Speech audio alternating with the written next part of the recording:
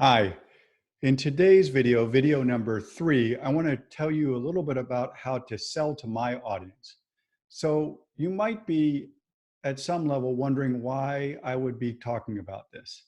But the truth is there are several people in our 150,000 person audience who need your help. And what I'm trying to avoid is a 20-minute infomercial by you. And that would just be a horrible way to spend 20 minutes because most of these business owners are crazy busy. And what they'll do is after they feel like they're being sold to, they'll just shut the video off. And that's the end of that.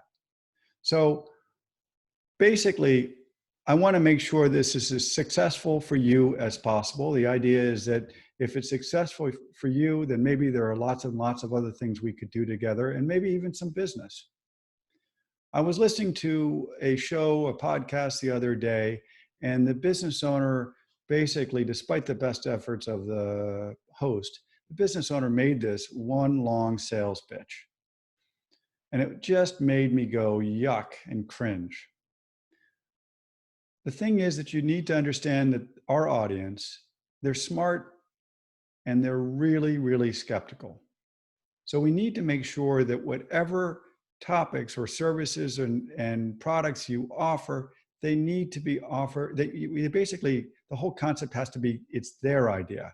It's got to be offered up in a subtle way. So how do you do that? Well, we make it their idea. People come to this show because they want to be informed, they want to be entertained, they want to be educated, they want to be inspired. I mean, the topic of legacy is pretty darn inspiring if you think about it. What they don't want to be is sold. So how do we inspire some of these the members of this audience to take action? And I have one word for you on that, and that is story. That's by far the best way to communicate with them. So for example, if I ask you, what inspires you most? Don't tell me, please, that you make the best product in the world and people love you and, blah, blah, blah. Tell a story. Tell a story of a time when you solved a client's or a customer's problem and describe how they reacted, because it's that emotional reaction, that story that you're going to create when you tell that story about the problem solved that's going to engage the audience. So again, tell stories. The other thing about telling stories that solve a customer's problem is that many people in the audience have been in that exact same situation. So they'll find themselves, they can't help themselves. They'll put their feet in those shoes and they'll say, my gosh, I think I need help from this guy. And that's where the magic happens. So just like the old saying goes, facts tell, stories sell. Don't forget that. Facts tell, stories sell.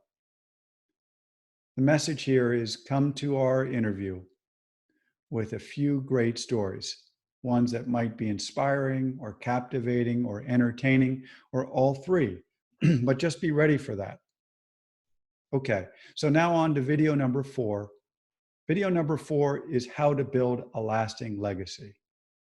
A legacy, after all, is important. It's the subject matter of this podcast. And we're going to share some of the things we've learned working with hundreds of business owners over the years that will help you build the most lasting and durable legacy possible. See you tomorrow. Be well, and I'll talk soon.